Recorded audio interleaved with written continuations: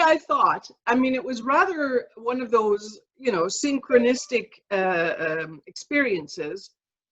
I had chosen the talk and or made my decision about what to do on the talk, but I had also decided I was going to watch a video by Eckhart Tolle. And the video by Eckhart Tolle, you know, in theory had nothing to do with the talk, and it turns out it does.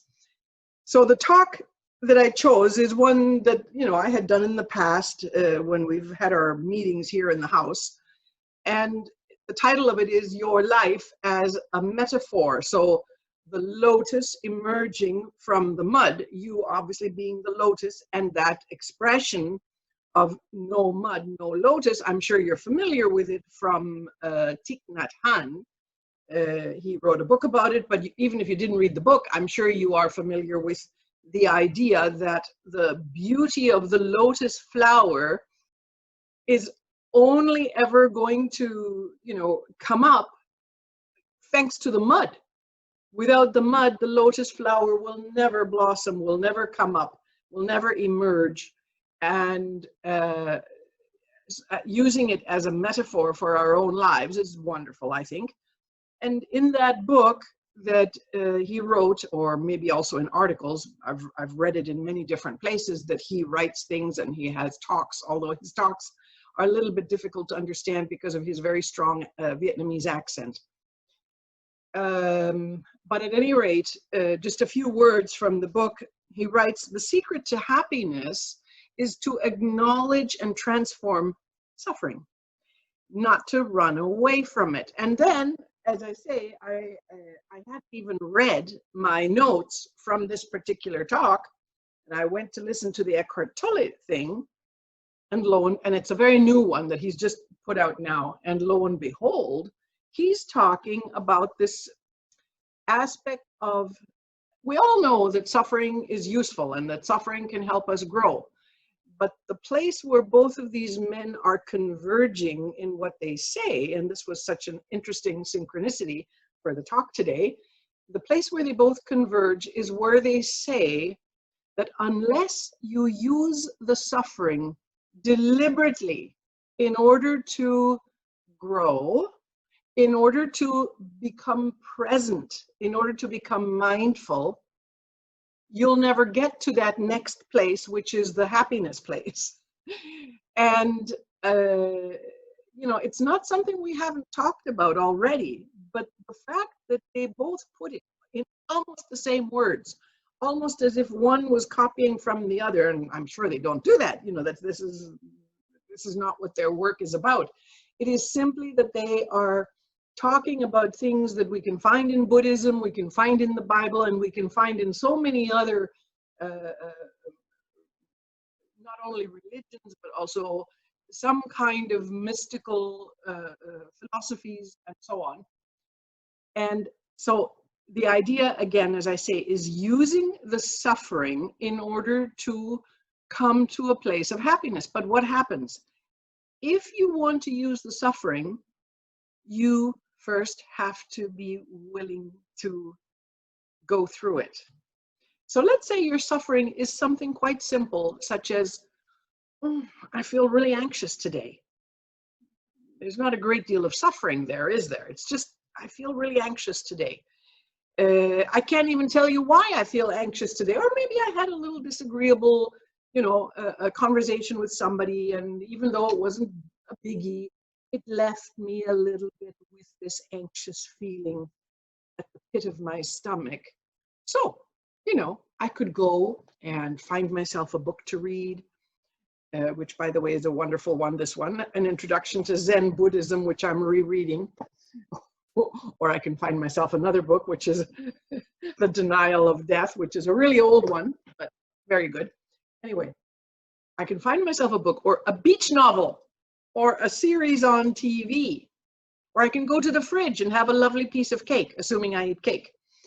Or I can phone a friend and chat for an hour and distract myself. So there's nothing wrong with distracting yourself, and there's nothing wrong with doing some of these things. Or maybe I can go out for a run or a walk or a cycle ride and get into another kind of zone because of the oxygen that's coming into my body. All those things are okay, but not if you never sit down with the suffering. And in this case, the suffering I'm talking about is very minor, right? So this isn't the death of someone or a breakup of a relationship or the end of your finances or of your job or anything along those lines. This is a very simple little thing like anxiety. How do I deal with my suffering that is created by my anxiety? And so both men insist on this business of moving into the present moment. The only way you can move into the present moment is A, if you are conscious of the fact that you're trying to escape your anxiety, but also if you do something about the thoughts that are going through your mind about the anxiety. You don't want to fuel the anxiety even more. And all of this requires practice. And, you know, this is all old hat. We've talked about this in so many different ways. But this is part of the mud process, right? The mud in order for the lotus to emerge into the surface. So I don't know if you read my newsletter. I think I sent it out yesterday or the day before. Anyway, I sent it out, and in the newsletter, I also make mention of what Jiddu Krishnamurti said in some of those famous talks he gave in the 60s in California, where he spoke of what is happiness, what is the secret to my happiness, and his followers didn't seem to have properly understood what it was. And so he said, well, since you haven't really gotten it, tonight in my talk tonight, I'm going to reveal the secret to my happiness. Of course, everybody came, and he said, the secret to my happiness is not minding what happens. And before I say anything about that, Tolle, in his first book, The Power of Now, and I mentioned that in yesterday's newsletter as well, says, accept what is, which is the same as not minding what happens. So how can you not mind what happens? If I'm anxious or if I'm worried or any other emotion, of course I'm going to mind. I don't like it. It's not nice. I want it to go away. What if the thing that I am upset about is something big, like, you know, what's going on in the US right now with the death of that young man, or the pandemic, or any major thing? You know, there can be so many things that are happening. So how can I not mind what happens? How can I accept what is? Well, again, they both say the first step you have to take is to get into the present moment. Because if you don't get into the present moment, you have no control over your thoughts. And if you have no control over your thoughts, you have no control over your emotions. Apart from that, by understanding, you are not accepting this forever. So, for example, in the case of the racial situation in the US currently, or world hunger, or, you know, inequality, any of these major factors we have in our world, or just my own little anxiety, just by accepting it right now in this moment does not mean I can't a little bit later on go and do something about it. But first I have to accept it. And the reason I have to accept it, or they suggest that this is what you do, is so that I can find that piece of this present moment, as opposed to all those thoughts that are churning around in my head that take me to a future a fearful future, distant past where bad things happened, etc., etc. So, in very brief words, using the suffering, using the bad thing, using the challenge, using whatever it is that bothers you as a tool to bring you into the present moment again and again and again, obviously will make that part of your neural pathways very strong. We've said this so many times, and then you will be able to get there much more easily. And you probably will have to do this over and over again, even for the very same situation. But what happens now? So now you are in a place of, we could say, inner well-being. We are in a place of peace, because we've accepted that in this present moment, right now, everything is okay. To wrap your head around that, you have to remind yourself where it is not okay is tomorrow or next day, or what's going to happen in the future, or how awful it was that they killed that man yesterday or 5 days ago or whenever it was. But right now, in this moment, things are okay. So once we do that, we can then, from a place of from a very different place of inner peace and if you like, well-being, move forward to try and improve whatever it is that is going on. I was just asked by someone regarding a child psychologist, and the child is somewhat aggressive. And one of the things I asked immediately, what kind of a diet does this kid eat? You know, is he eating lots of processed food and sugar, not to mention gluten and dairy, et cetera, et cetera. So once I have figured out how I can live in this present moment with a measure of well-being, I might now say to myself, okay, let me have a look at my diet. Let me have a look at the kind of thoughts I typically have. Let me have a look at the kind of conversations I have. Let me have a look at the noises in my immediate surroundings. Do I maybe have very loud metallic music on? Or do I live in a very noisy neighborhood? Can I do something about that? Or do I have noisy neighbors upstairs? Can I get some kind of insulation against that? You know, there can be many reasons for my anxiety that I can now work on.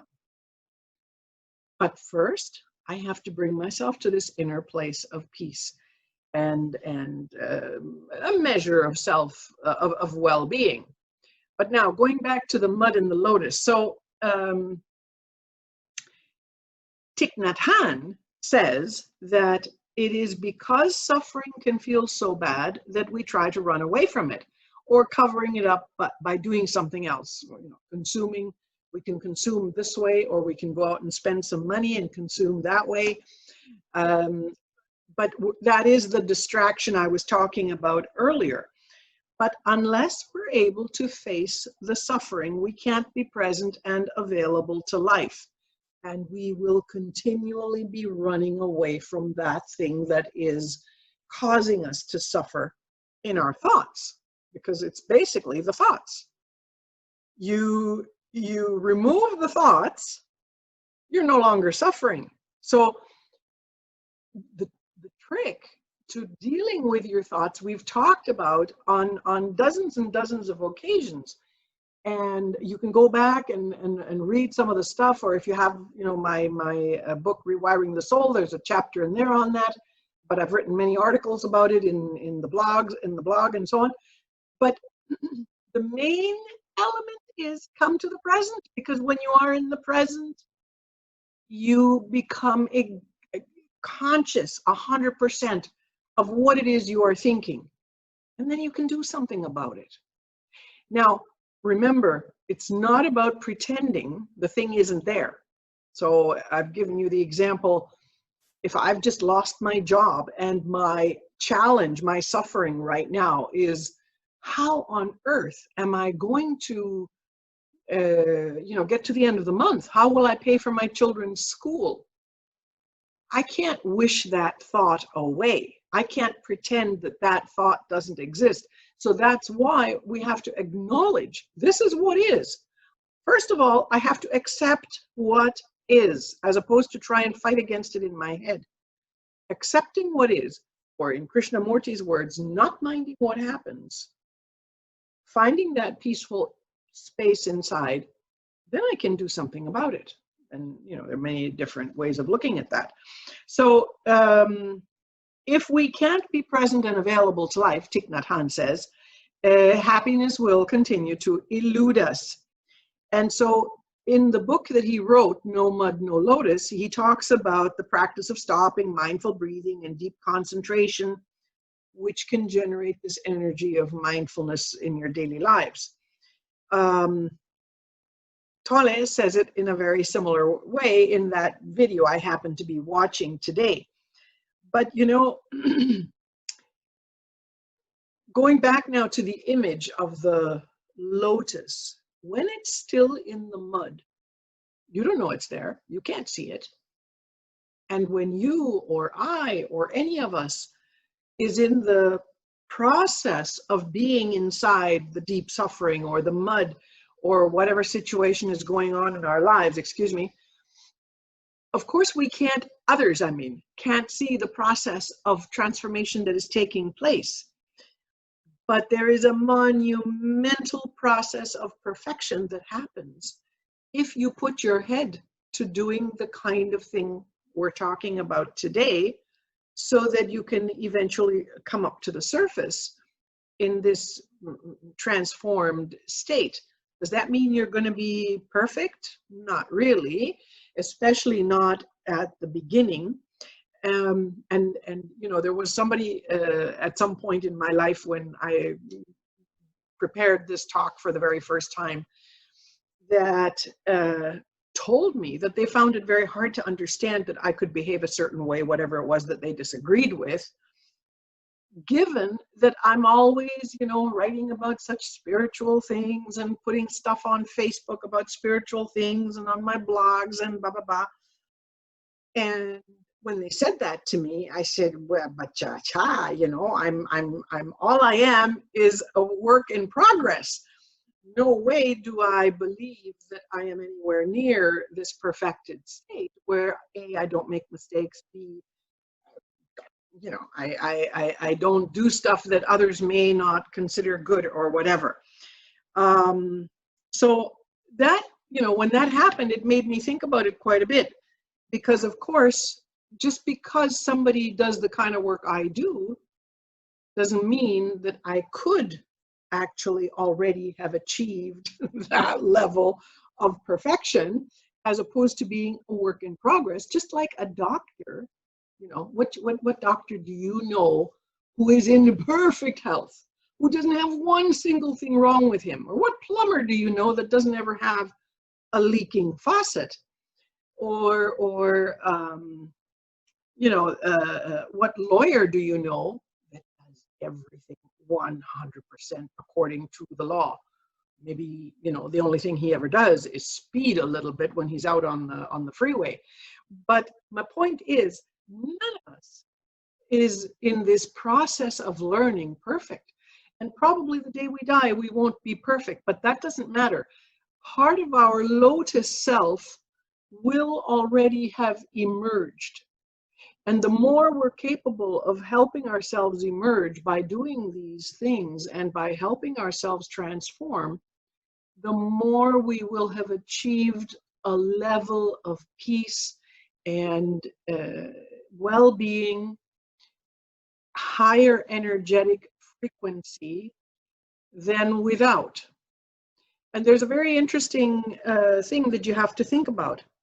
Look at how you behave in your daily life. When you're emerging or trying to emerge from this, figurative mud, what things are happening in your life? Probably, just like me, you are occasionally criticizing someone. Even if it's in a very kind way. But you're criticizing, right? How about judging people? Or how about needing to be right? You know, it's nice to be right, and it's nice to prove to others that you're right. How about being less than loving in moments when you could be more loving or more compassionate? How about being impatient? How about blaming others? And how about comparing yourself to others? Do you ever find yourself, those of you who use social media, looking at somebody else's, whatever part of social media you go to, looking at someone else's bit and thinking, why do they have this, do this, get these responses, whatever the case may be, and I don't? These kinds of comparisons, or whatever it is you have done in your life, whatever your profession is. Let's say your profession, let's say you're a painter of paintings that people buy and hang on their walls, but you find someone who is much more successful than you. Maybe successful only in the financial sense, or in the public acclaim sense. They may not necessarily be a better painter than you, but for whatever reason, they've found greater success in the way I've just said. So you do compare. Now, all of this contributes to your suffering. When you are criticizing, judging, blaming, attempting to be right, comparing, etc., even though you probably wouldn't think of that as suffering, it is contributing to certain negative states in you. And once again, if you're not conscious of what you're doing, and if you don't remind yourself what you're doing, I posted something this morning on Facebook by Carl Jung. Let me see if I can find it real quick so I can read you the quote, because it has to do with projection. And the projection that we frequently have, this doesn't seem to want to go there. Sorry. Let me see. Okay, so it's a quote that says, the most dangerous psychological mistake is the projection of the shadow, that is to say, your, darker parts, your parts that you're not so thrilled to show, or maybe you don't even know about. The projection of the shadow onto others. This is the root of almost all conflicts. And I wrote a little comment with it to say, you might be saying to somebody, you are impatient. But what I am recognizing as impatience in you may also be a reflection of my own. Or I might say, you're such an envious person. And what I clearly recognize as envy in you may also be a reflection of my own. Or I might say, you are a dangerous race of people. You are a sick gender-phobic group. You are a misguided, sinful religion, etc., is also a reflection either of a country, of a religious group, or of the members of that group in yourself. So in your church, your political party, and so on. And so, of course, these unrecognized bits of ourselves can be discovered when we listen to ourselves, right? So if I have a habit of criticizing others, or if I have a habit of saying that others are critical, maybe I need to listen carefully to what I'm saying to ask myself, am I actually talking about myself? And in so recognizing, using that as even more mud with which to work on and transform myself and move up to the surface in order that my lotus self can begin to appear. So what you do is look at one of the things you do, one of the things you say, whatever it may be, that you feel that you could work on. And let's say it's impatience. So focus on it. Become really aware of A, how you notice it in others, but B, how you manifested yourself. And your impatience could be your judgmental character, it could be your critical character, it could be your envious character, it could be your, I'm making this gesture because that's what they do in I think in Spain, but definitely in Mexico, to mean somebody who is very tight-fisted, right? Somebody who's very mean. And you can be mean from the point of view of generosity, but you can also be mean spiritually or mean morally. So all of these things we can look at in ourselves, and you can entertain yourself endlessly by attempting to recognize the parts of yourself that you could be doing some work on, as opposed to, you know, looking for faults or things that you don't like in others and criticizing them or thinking negative thoughts about them. So this lotus emerging from the mud, a work in progress that we can all consider ourselves, can move along so much more quickly if we come to the place that these two men talk about, which is where we don't mind what happens. Well, it's actually three men I'm talking about here. I'm talking Krishnamurti, I'm talking Thich Nhat Hanh and Tolle. So not minding what happens, accepting what is, but also using all of that to bring ourselves to the present moment. Every time you feel not so great, anything where you don't feel on the top of the world, examine it. You know, this doesn't have to take a long time. You just sort of think to yourself, okay, what have I been thinking about, or what have I been focusing on, or with whom have I been talking? Where is this feeling coming from? And then remind yourself, I can continue thinking the thoughts that are connected to these feelings I am experiencing, or I can bring myself to the present moment by changing the mental dialogue. You can only change the mental dialogue if you bring yourself to the present moment and become 100% conscious, at least at that moment. And once you do that, you can do the, you know, looking into nature thing, or listening to some very uplifting music, but be careful with music, it cannot have any nostalgia in it. Or listening to an uplifting motivational talk just for a little while, 10 minutes, in order to get your own energy up. But you use this deliberately, not only for all the reasons we've already discussed in the past, but also for this process of transforming suffering. And remember, suffering is not just the big stuff. It is also the little stuff when we are feeling less than great, because we've been focusing on that person who has something we don't have, or who we don't like for whatever reason, and that has brought our energy down. So in some fashion, we are also suffering, even though that suffering can't be compared to, you know, the suffering of a mother who has lost a child to hunger, to starvation. So use your awareness in order to use your suffering, in order to come to the present moment, in order to find a place of peace and inner well-being, in order to then be able to move yourself forward in this transformative process. So that's it.